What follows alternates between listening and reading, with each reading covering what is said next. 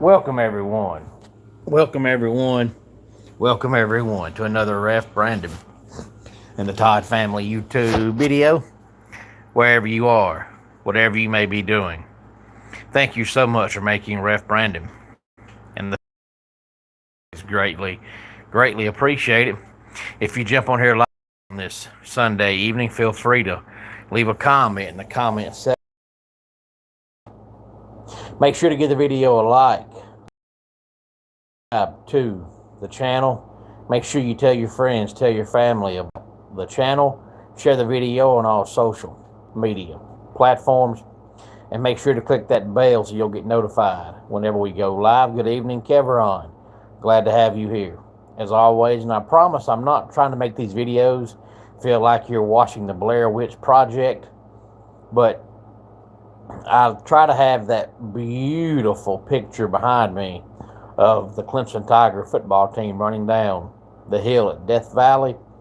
But I never sit in the same spot exact same way twice. So whenever I sit here for the videos, I can never get the picture directly. Starts and I realize, oh crap, that's not right. Then I got to move to get it. Evening, Patrick. Glad to have you here as always, Patrick. I hope to see you at SWA this upcoming Saturday. Be there Saturday night, 6 p.m. Doors open, 7 o'clock will be bell time. I believe you missed our last show, so come this Saturday and see all the fallout from the last show. But tonight, I want to talk about night 2 of SummerSlam and then give my thoughts on something that I said I was going to do ahead of time, but I wasn't sure I'd be able to, but I was. So I'll tell you whether I think it's a good thing or a bad thing. But first, let's talk about night 2 of SummerSlam. Kicked off the night with the number 1 contenders match that was advertised as Sami Zayn, but Nick said that now he is once again general manager, so he's going to start making his own rules again. So he adds Gunther to the match and Kevin Owens to the match. Kevin Owens has been out hurt, I believe, March of last year. So, been out over a year. Kevin Owens goes on to win the match and become the number 1 contender for the undisputed WWE Championship. And then we saw Baron Corbin beat Trick Williams to become the United States Champion. I'm a huge fan of Baron Corbin as long as they let him be Baron Corbin. When he was there the first time, when he was the lone wolf, Baron Corbin, he had the perfect look, the perfect gimmick, the perfect name. Everything was great. And for whatever reason, they decided to change his gimmick, and they changed it about 10 times, and nothing ever worked. So maybe this time they'll actually do something with him because he's really good. Chelsea Green defeats Charlotte Flair, Tiffany Stratton, Jade Cargill, and Lash Legend in a ladder match to become the new interim women's champion. My guess is, whether Chelsea keeps it or not doesn't matter. My guess is whoever has the interim women's champion will wrestle Rhea Ripley when she comes back, and then the winner of that match will be the women's champion. Otherwise, having the interim belt does no good to, have it, and as soon as Rhea comes back, you lose it. That's kind of dumb. So my guess is whoever has that will wrestle Rhea Ripley whenever she does come back. Still don't understand why they didn't follow the rule. The rule's supposed to be if you can't defend your title within 30 days, you get stripped of it. So why not just strip Rhea of it since she's out hurt and been out for a good while? We don't know when she's going to come back. And then just have this match tonight, and then the winner of that match is the women's champion. Hey there, Milk King. Glad to have you here. You are.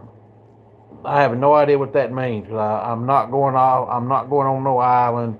I'm not going to Puerto Rico. I'm sure not going to be no district manager of a warehouse or any business. I wouldn't be no kind of higher up at any position for $1 million a minute. It's too much stress, and I'm not doing it. So I have no idea what you're talking about, but it's good to have. Danhausen defeats Dominic Mysterio, and I know how popular Danhausen is. I understand it. I get it, but I just do not like him at all. And then we saw Chad Gable defeat Penta to become the new Intercontinental Champion. And then in the main event, Roman Reigns beats Seth Rollins to retain the WWE World Championship. Now, I mentioned last week, I don't know if I mentioned it on here or just mentioned it on my other YouTube video that I do with my man JJ once a week on the Wrestling and Racing show over on the Greenville Sports Media YouTube channel. But, you know, they started this week WWE Radio, and I had told Jay that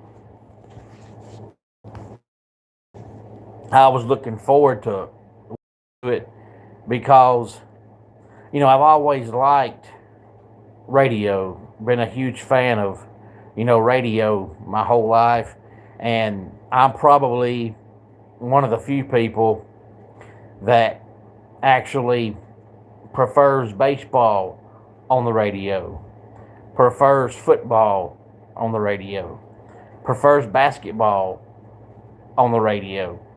But wrestling, I wasn't too sure about. Like, man, you know, wrestling is one of those things where you feel like you have to see it, and you feel like just hearing it just, you know, won't do it. But after listening, especially tonight, I actually thoroughly enjoyed it. And I guess it's just the same reason why I enjoy baseball and football and basketball, because back in the day, before you had 975 channels that carried, you know, baseball and football, you know, back in the day, you only had, like football, you had one game on TV per week. So if you weren't on TV that week, and chances are you weren't, the only way people could, you know, hear your game or know anything about it was to listen to it, you know, on the radio. So the play-by-play guy, whoever it was, and the color analyst, whoever it was, depending on who your team is, their job was to paint the picture and make you feel like you were at the game. Because you weren't, but you wanted to feel like you were there, and all you had was the radio. So they had to be so in depth with it that you felt like you were there and picture yourself at the game. Well, wrestling to me felt kind of the same way. Vic Joseph and Booker T did such an amazing job that they made you feel like you were there in the arena seeing it live. And I thoroughly enjoyed it. Plus, I like Vic Joseph better than Michael Cole, and I like Vic Joseph better than Joe Tessitore. So I'm probably going to prefer the radio way. But I thoroughly enjoyed it. I was kind of skeptical, but I got to say that I enjoyed it. Now, there's also going to be, you know, Raw on there, but it'll be the regular Raw commentators. And then NXT will be the NXT commentators, which are Vic Joseph and Booker T. You know, the only thing they're going to be doing out that is carrying a lot of the busted open radio stuff on the WWE radio side. But as far as the premium live events go, I thoroughly enjoyed it. And hopefully the next PLE, which will be Money in the Bank in October, it'll be just as good. But any more thoughts on any of this, please feel free to let me know. Let's go ahead and get our dad joke of the day in here. Why don't bears wear shoes? There's no point. They'll still have bare feet. And that does it for today's Ref Brandon and the Todd Family YouTube video. Until next time, it's Rev Brandon saying, just like in pro wrestling, like tell your friends and family how much you love them.